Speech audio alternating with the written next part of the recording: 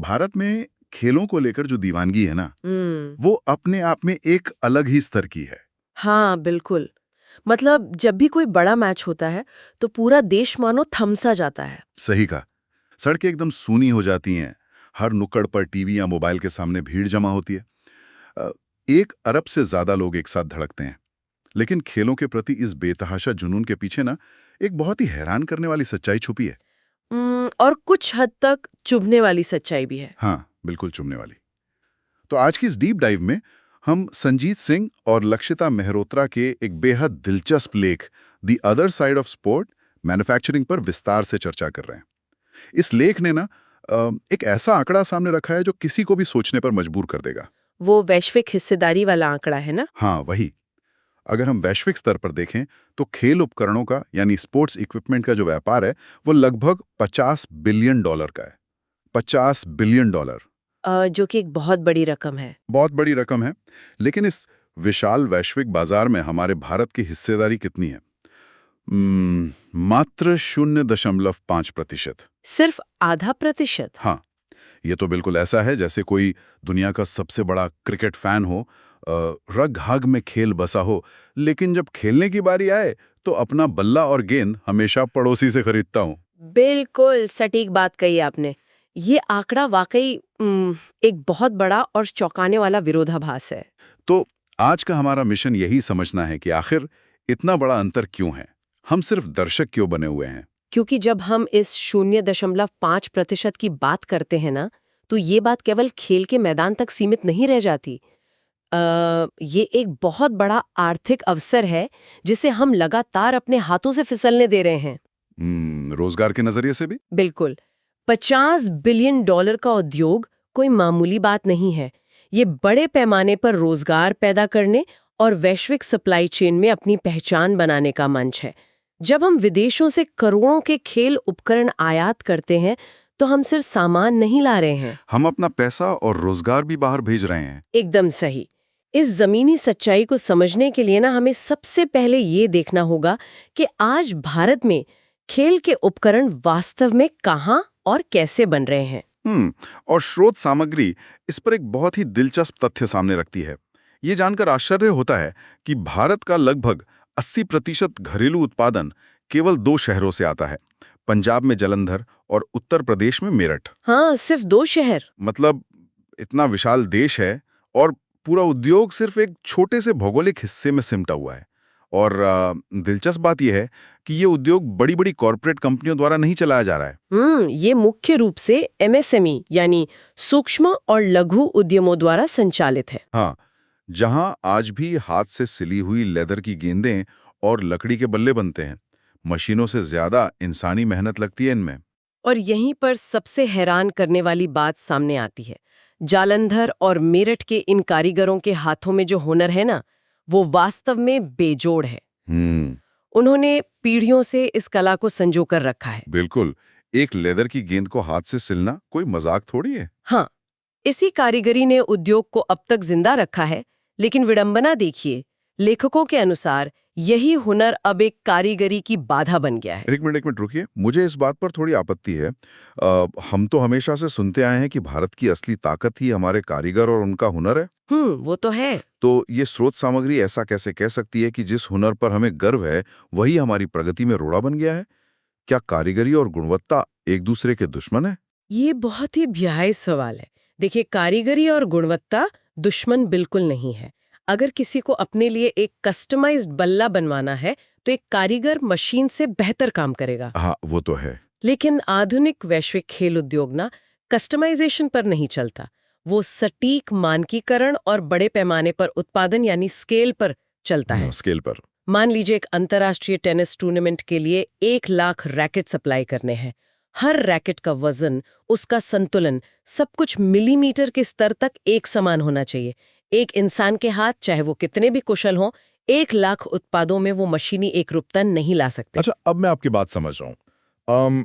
क्या इसे हम इस तरह से देख सकते हैं जैसे हमारे मोहल्ले की एक बहुत ही पुरानी शानदार लोकल बेकरी? हाँ, वो बेकरी एक विशाल ऑटोमेटेड बिस्किट बनाने वाली फैक्ट्री से मुकाबला करने की कोशिश कर रही हो। मतलब बेकरी वाले के हाथों में जादू है, स्वाद बेहतरीन है। देखिए और उन्हें एयर टाइट पैक के रातों रात पूरी दुनिया में सप्लाई करना हो, हाँ, तो वहां वो बेकरी वाला हार जाता है। बिल्कुल सटीक उपमा है। हुनर आपको एक स्तर तक ले जा सकता है, लेकिन दुनिया की मांग पूरी करने के लिए आपको मशीनरी और ऑटोमेशन की सख्त जरूरत होती है। और इसी सीमित पैमाने के कारण ना भारतीय कंपनियों को एक भारी कीमत चुकानी पड़ रही है। स्रोत सामग्री स्पष्ट रूप से बताती है कि चीन और पाकिस्तान जैसे प्रतिद्वंदियों की तुलना में हमें 15% लागत का नुकसान उठाना पड़ता है। अरे 15%? हाँ, मतलब वही गेंद बनाने में भारतीय कंपनियों को 15% ज्यादा पैसा खर्च करना पड़ता है, और वैश्विक बाजार में 15% का अंतर व्यापार को खत्म करने के लिए काफी है, लेकिन ये बात मेरे गले नहीं उतर रही है। क्या? मतलब अगर हमारे पास श्रम इतना सस्ता है और कारीगर कुशल हैं, तो ये 15% का नुकसान क्यों हो रहा है? जरूर इसके पीछे कुछ बुनियादी कमियां होंगी। आपने बिल्कुल सही नब्ज पकड़ी है। केवल सस्ता श्रम होने से आज के युग में मैन्युफैक्चरिंग नहीं जीती जा सकती। सबसे बड़ी ढांचागत बाधा तो कच्चे माल और तकनीक की कमी से ही शुरू होती है। कच्चे माल की कमी? हाँ, आज अंतर्राष्ट्रीय स्तर पर जो हाई परफॉर्मेंस खेल उपकरण इस्तेमाल होते हैं ना, चाहे हल्के जूते हों या प्रोफेशनल टेनिस रैकेट, वे पारंपरिक लकड़ी या चमड़े से नहीं बनते। तो किससे बनते हैं? अब विशेष प्रकार के सिंथेटिक पॉलिमर्स और एरोस्पेस ग्रेड कार्बन फाइबर की आवश्यकता होती है। और समस्या ये है कि ये आधुनिक कच्चे माल भारत में या तो बनते ही नहीं है या बहुत कम बनते हैं। तो जाहिर सी बात है इन एमएसएमई कंपनियों को उसे विदेशों से आयात करना पड़ता होगा। लेकिन भारत में ये चीजें बनती क्यों नहीं है? इसके पीछे का अर्थशास्त्र समझना होगा। कार्बन फाइबर बनाने के लिए भारी पूंजी निवेश और केमिकल प्लांट्स की जरूरत होती है। मेरठ का कोई छोटा निर्माता अपनी फैक्ट्री के पीछे $50 मिलियन का प्लांट तो नहीं लगा सकता ना। हाँ, वो तो असंभव है। इसके बाद शायद लॉजिस्टिक्स की समस्या भी आती होगी। जालंधर और मेरठ तो जमीन से घिरे हुए शहर हैं। बिल्कुल। अगर उन्हें अपना माल निर्यात करना है तो उन्हें गुजरात या महाराष्ट्र के बंदरगाहों तक जाना होगा। ये तो बहुत बड़ा सरदर्द लगता है। ये एक बहुत लंबी और महंगी प्रक्रिया है। ट्रकों में सामान भर के ले जाना, रास्ते के टोल, देरी, ये सब लागत को कई गुना बढ़ा देता है। और चीन में ऐसा नहीं होता। चीन में कारखाने सीधे बंदरगाहों के पास विशेष आर्थिक क्षेत्रों में हैं। वहां ट्रांसपोर्टेशन लागत लगभग शून्य है। लेकिन भारत में इन सब के बाद एक और ऐसी दीवार आती है जो छोटी कंपनियों की कमर तोड़ देती है। वो क्या है? सर्टिफिकेशन की दीवार। अच्छा, सर्टिफिकेशन मतलब जब आप वैश्विक बाजार में सामान बेचते हैं तो सुरक्षा मानकों पर खरा उतरना होता है। और मुझे लगता है कि हमारे पास घरेलू स्तर पर पर्याप्त लैब्स नहीं होंगी। एकदम नहीं है। तो क्या इन कंपनियों को अपना प्रोटोटाइप ठप्पा लगवाने के लिए विदेश भेजना पड़ता है? हाँ, और ये किसी दुस्वप्न से कम नहीं है। एक छोटे उद्यम को अपने एक उत्पाद के सर्टिफिकेशन के लिए 5 लाख से लेकर 50 लाख रुपए तक खर्च करने पड़ते हैं। बाप रे, 50 लाख सिर्फ एक स्टैंप के लिए? हाँ, अगर जालंधर की कंपनी ने कोई नया हेलमेट बनाया तो उसे इम्पैक्ट टेस्टिंग के लिए विदेश भेजना होगा। महीनों का समय और लाखों का खर्च। अब आप ही सोचिए, कोई छोटी कंपनी इनोवेशन करने की हिम्मत कैसे करेगी? वो तो पैदा होने से पहले ही दम तोड़ देगा। यहाँ ये पूरी तस्वीर बहुत डरावनी लग रही है। जरा सोचिए, पहले आधुनिक माल है नहीं, उसे महंगे में आयात करो। हाँ, और फिर जैसे तैसे हुनर से सामान बना लिया तो उसे मीलों दूर बंदरगाह तक ले जाओ और ऊपर से सर्टिफिकेशन के लिए 50 लाख रुपए खर्च करो। बिल्कुल। तो ये कंपनियां बाजार में टिकती कैसे हैं? ये उद्योग अब तक बंद क्यों नहीं हुआ? ये बहुत तार्किक सवाल है, लेकिन टिके रहने की इसी मजबूरी ने ना भारतीय कंपनियों को एक ऐसे चक्र में फंसा दिया है जिसे कॉन्ट्रैक्ट मैन्युफैक्चरिंग का जाल कहते हैं। Contract manufacturing? हाँ, अपना खुद का अंतर्राष्ट्रीय ब्रांड स्थापित करने के लिए जो भारी पूंजी और मार्केटिंग चाहिए, वो इनके पास है नहीं। अगर मैं सही समझ रहा हूं तो हमारी कंपनियां सिर्फ पर्दे के पीछे एक मजदूर की तरह काम कर रही हैं। ये तो बिल्कुल एक घोस्ट राइटर वाली स्थिति हो गई ना। घोस्ट राइटर कैसे? मतलब सोचिए, एक लेखक है जो अंधेरे कमरे में बैठकर एक शानदार बेस्ट सेलर किताब लिखता है, लेकिन जब किताब बाजार में आती है तो कवर पर उसका नाम नहीं होता। हाँ, किसी और मशहूर व्यक्ति का नाम होता है। बिल्कुल, और सारी रॉयल्टी, शोहरत उसी मशहूर इंसान को मिलती है। क्या हमारी भारतीय खेल कंपनियां वास्तव में यही घोस्ट राइटर हैं? आपका ये घोस्ट राइटर वाला उदाहरण वर्तमान स्थिति की सबसे सटीक व्याख्या है। बिल्कुल ऐसा ही हो रहा है। हमारे कारीगर बेहतरीन उपकरण बनाते हैं, खून पसीना लगाते हैं।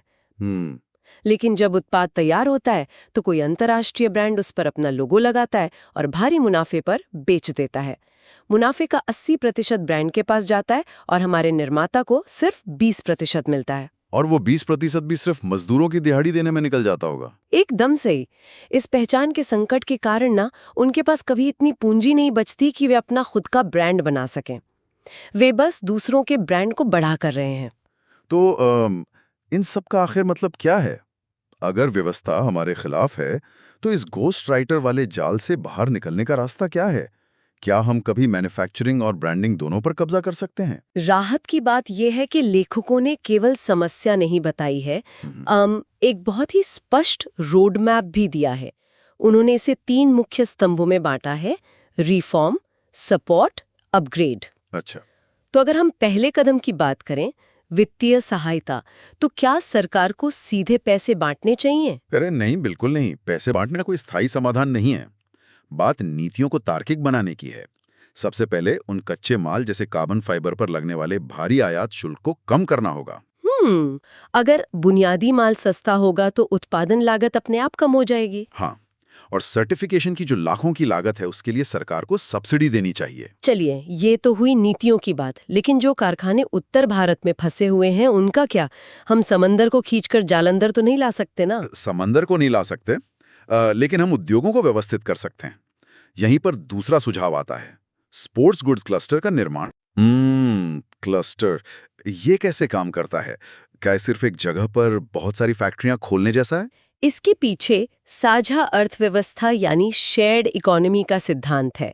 मान लीजिए एक इम्पैक्ट टेस्टिंग मशीन 1 करोड़ रुपए की है।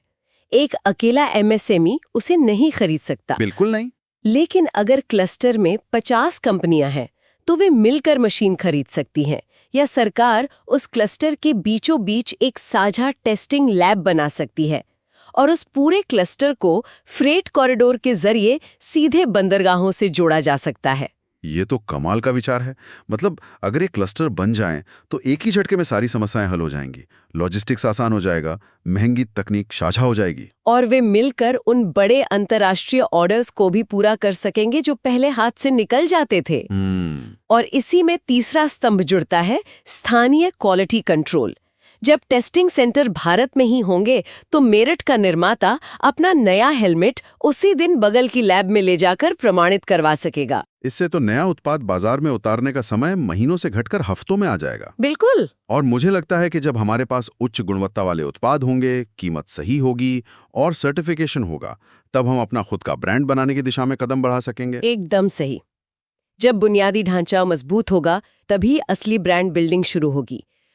इसके लिए एक राष्ट्रीय अभियान की आवश्यकता है। हमारे अपने एथलीटों को और खेल संघों को वैश्विक मंचों पर भारतीय उपकरणों को प्राथमिकता देनी चाहिए। जब कोई भारतीय एथलीट ओलंपिक के फाइनल में भारत में बने जूते पहनकर शानदार प्रदर्शन करेगा, तब जाकर पूरी दुनिया का ध्यान हमारी ओर जाएगा। बिल्कुल। तो ये सारी चर्चा हमें एक बहुत ही स्पष्ट तस्वीर दिखाती है। अगर हम आज के इस विश्लेषण को समेटें तो साफ हो जाता है कि ये मुद्दा केवल कुछ बल्ले बनाने तक सीमित नहीं है। हाँ, ये उससे कहीं बड़ा है। ये पारंपरिक एमएसएमई मॉडल से बाहर निकलकर एक तकनीक संचालित और ब्रांड आधारित अर्थव्यवस्था का नेतृत्व करने के बारे में है। उस घोस्ट राइटर वाले खोल से बाहर निकलने के बारे में है। मैं पूरी तरह सहमत हूँ। हमें मेक इन इंडिया को ब्रांड इंडिया में बदलना होगा। बिल्कुल। जब भी हम टीवी पर खेलों का रोमांच देखते हैं ना, तो हमें याद रखना चाहिए कि उस चकाचौंध के पीछे मैन्युफैक्चरिंग और सप्लाई चेन का एक बहुत बड़ा खेल चल रहा है। सही बात है। लेकिन इस पूरी चर्चा के अंत में एक ऐसा विचार है जो मेरे मन में खटक रहा है। हमने शुरुआत में कारीगरी की बाधा की बात की थी। हमने देखा कि कैसे मशीनें और क्लस्टर्स ही भविष्य हैं। हाँ। लेकिन जरा सोचिए, जब अगले दशक में विशाल मशीन, रोबोटिक्स और कार्बन कंपोजिट की तकनीक पूरी तरह से जालंधर और मेरठ की उन पुरानी तंग गलियों में प्रवेश करेगी, तो उन असली कारीगरों की पीढ़ियों का क्या होगा? वो इंसान, वो हाथ जिनका हुनर इस उद्योग को दशकों तक जिंदा रखे हुए था, क्या उनका वो पारंपरिक हुनर नई तकनीक के साथ कोई तालमेल बिठा पाएगा? ये एक बहुत ही गंभीर सवाल है। या फिर बड़े पैमाने पर होने वाले इस निर्मम औद्योगिकरण की आंधी में वो सदियों पुरानी कारीगरी इतिहास के पन्नों में कहीं हमेशा के लिए खो जाएगी? ये विकास और परंपरा के बीच एक बहुत बड़ा प्रश्न चिन्ह छोड़ जाता है। आज के इस विश्लेषण को हम यहीं विराम देते हैं।